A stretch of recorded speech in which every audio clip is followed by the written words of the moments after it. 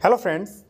चकबंदी में दाखिल खारिज रुकवाने की प्रक्रिया क्या है? यदि आपके क्षेत्र में, आपके गांव में चकबंदी चल रही है और जहां पे आपको दाखिल खारिज रुकवाना है वहां पे चकबंदी चल रही है, तो वहां पे किस सेक्शन में रुकवाएं, प्रक्रिया क्या है? और सबसे सेकंड पॉइंट जो है वो है कि आपको दाखिल खारिज रुकवाना है तो आप स्वयं आपत्ति आप कैसे लिख सकते हैं? आपत्ति प्रार्थना पत्र आप बिना एडवोकेट से शुरुआत दौर में, प्राथमिक दौर में रुकवा सकते हैं। ठीक है। थर्ड, तहसील में यानी कि रेवेन्यू में, जब आपका गांव चकबंदी में नहीं है और तब आपको दाखिल खारिज रुकवाना है तो कैसे रुकवाएं और उसके लिए आप आपत्ति प्रार्थना पत्र कैसे लिखें। देखिए, शुरुआत में एडवोकेट की जरूरत नहीं पड़ती है, अब बस आपको ड्राफ्टिंग करना थोड़ा सा आता हो। ठीक है, तो मैं आपको बताऊंगा आज। ठीक है। और साथियों, यदि आप ये जो पीडीएफ है, प्रारूप एप्लीकेशन है ये, या आप इसकी बुक लेना चाहते हैं तो आप हमारे टेलीग्राम चैनल को ज्वाइन कर सकते हैं। ठीक है। और कांटेक्ट करने के लिए, लीगल एडवाइस के लिए जो है कांटेक्ट नंबर वीडियो की डिस्क्रिप्शन में भी दिया गया है। साथियों सबसे पहले बात आती है कि चकबंदी दाखिल खारिज रुकवाने की प्रक्रिया क्या है। तो देखिए, यदि आपके गांव में कोई ज़मीन खरीदी या कोई रजिस्ट्री वगैरह हुई है, आपको रुकवाना है, वहाँ पे अगर चकबंदी चल रही है, वो गांव रिसेंट टाइम में चकबंदी में है, तो आपको तहसील न जाके चकबंदी ऑफिस जाना पड़ेगा आपको। ठीक है, जहाँ पर सीओ बैठता है, जो न्यायिक अधिकारी होता है वो सीओ कहते हैं, चकबंदी ऑफिसर। ठीक है, तो वहाँ पे आपको जाना पड़ेगा। और चकबंदी एक्ट में दाखिल खारिज के बारे में जो प्रोविज़न करती है वो धारा 9 करती है, सेक्शन 9। ठीक है, तो आपको चकबंदी ऑफिस में जाना है और जो भी ज़मीन है, ठीक है, आपको पता तो होगा किसने बेची किसने खरीदी है। ठीक है, आप रजिस्ट्री ऑफिस से उसका रजिस्ट्री निकलवा लीजिए। ठीक है, आसानी से निकल आता है। और आप जाके इस प्रकार से कुछ प्रार्थना पत्र लिख सकते हैं, चकबंदी दाखिल खारिज आपत्ति प्रार्थना पत्र। ये हेडलाइंस मेरी है, ये आपको नहीं डालना है। आपको क्या लिखना है? न्यायालय श्रीमान चकबंदी अधिकारी महोदय, जो भी आपकी तहसील हो वो, जो भी आपका जिला हो वो, नंबर मुकदमा, ठीक है, वर्ष और वादी प्रतिवादी।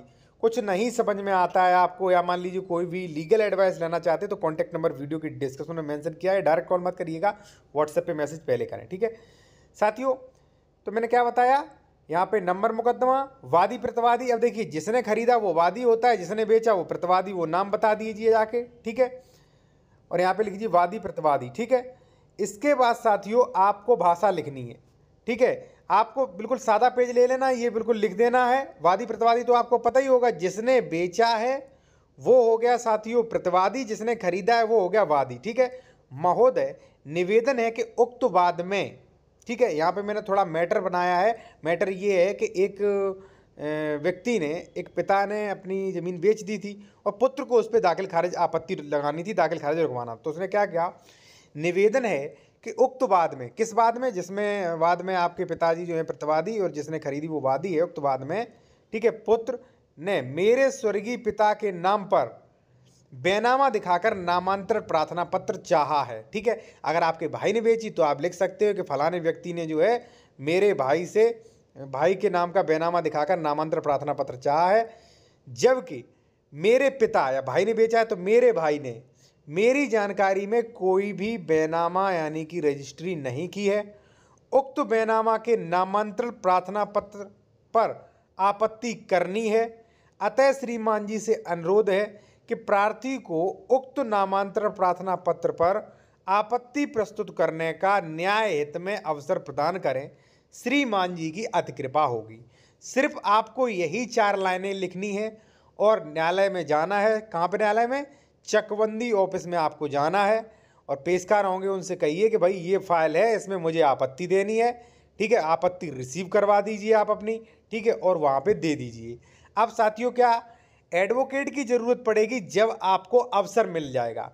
ये तो आपने आपत्ति का अवसर मांगा है। ठीक है, अब आप एडवोकेट से मिल लीजिए जाके और तारीख पड़ जाएगी। फिर उस तारीख पे जो है, अगर मान लीजिए अवसर मिल जाता है तो आपको आपका एडवोकेट जो है विस्तार से बना के आपत्ति पेश करेगा और पूरा केस लड़ेगा। ठीक है, तो शुरुआती दौर में अगर मान लीजिए न्यू एडवोकेट है या मान लीजिए दाखिल खारिज रुकवाना है तो इस प्रकार से रुकवा सकते हैं। ठीक है, और पीडीएफ आप मान लीजिए इसी प्रकार के प्रारूप पीडीएफ लेना चाहते हैं लगातार, तो फ्री में ले सकते हैं। आप हमारे टेलीग्राम चैनल को ज्वाइन कर सकते हैं, वहाँ पर मैं अक्सर जो है शेयर करता रहता हूँ। ठीक है, अब आता है साथियों सेकंड पॉइंट कि अगर आपका गांव चकबंदी में नहीं है, नॉर्मल विलेज में है, ठीक है, और वहाँ पे किसी ने बैनामा कर दिया है, आपको दाखिल खारिज रुकवाना है, फिर कैसे रुकेगा? देखिए साथियों, चकबंदी में नहीं है, बैनामा हो गया, वही प्रोसेस है कि आप जाइए तहसील में, पूरा पता करिए किसने बैनामा करवाया है, आपके भाई ने, किसने खरीदा है, ठीक है।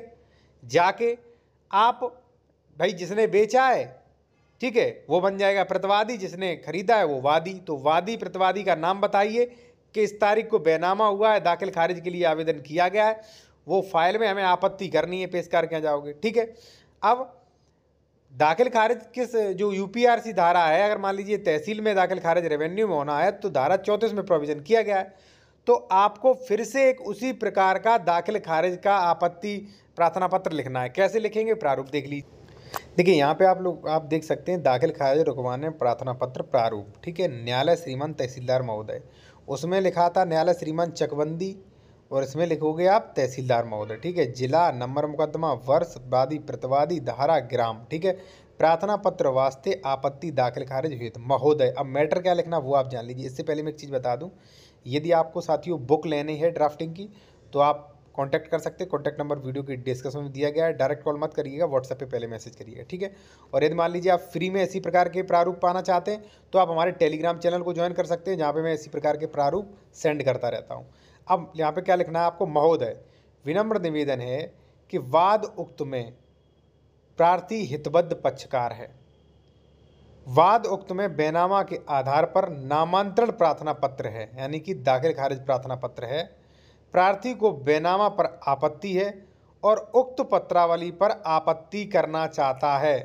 अतः श्रीमान जी से अनुरोध है कि वाद उक्त में प्रार्थी को न्याय हित में आपत्ति करने का अवसर प्रदान किया जावे और नामांतरण ना किया जावे। इससे दो फायदा हैं।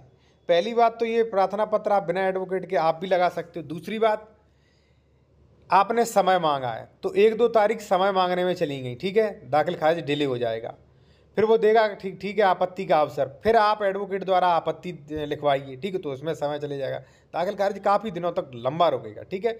अतः श्रीमान जी से अनुरोध है कि वाद उक्त में प्रार्थी को न्याय हित में आपत्ति करने का अवसर प्रदान किया जावे, नामांतरण न किया जाए। श्रीमान जी की अति कृपा होगी, और नीचे पूरा डिस्क्रिप्शन आप लिख सकते हो, ठीक है।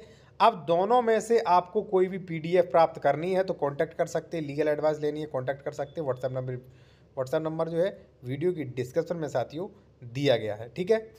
और यदि मान लीजिए आपको बुक वगैरह लेनी है फिर भी आप संपर्क कर सकते हैं।